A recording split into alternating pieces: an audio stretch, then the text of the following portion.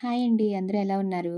Welcome back to Diya sweet home. ఈరోజు వీడియోలో ఎంతో టేస్టీగా ఉండే ములక్కాయ మటన్ కర్రీని ఎలా తయారు చేసుకోవాలో చూద్దాము. ముందుగా స్టవ్ వెలిగించుకుని ఒక కడాయి పెట్టుకుని అందులోకి 3 టేబుల్ స్పూన్ల ఆయిల్ వేసుకుని ఆయిల్ వేడైనాక కట్ చేసి పెట్టుకున్న ఉల్లిపాయ ముక్కలు, పచ్చిమిరపకాయ ముక్కలు వేసుకుని గోల్డెన్ కలర్ వచ్చేంత వరకు వేయించుకోవాలి. ఆ తర్వాత శుభ్రం చేసి పెట్టుకున్న మటన్ వేసి అందులోనే కొంచెం ఉప్పు, పసుపు వేసి నీళ్ళని ఎగిరిపోయేంత వరకు మటన్ని వేయించుకోవాలి. ఆ తర్వాత గ్రైండ్ చేసి పెట్టుకున్న మసాలా కూడా వేసి మసాలా బాగా వేగిన తర్వాత అందులోకి కట్ చేసి పెట్టుకున్న ఒక టమోటా, అలాగే రుచికి సరిపడినంత కారం వేసి మరొక 4, 5 నిమిషాల పాటు వేయించుకోవాలి. ఆ తర్వాత ఇందులోకి ఒక గ్లాసున్నర నీళ్లు పోసి మటన్ని ఒక 80% వరకు ఉడికించుకోవాలి. ఆ తర్వాత కట్ చేసి పెట్టుకున్న ములక్కాయ ముక్కలను వేసుకుని ఒకసారి బాగా కలుపుకొని మూత పెట్టి ఒక 10 నిమిషాలు ఉడికించుకుంటే ములక్కాయ ముక్కలు కూడా చక్కగా ఉడికిపోతాయి.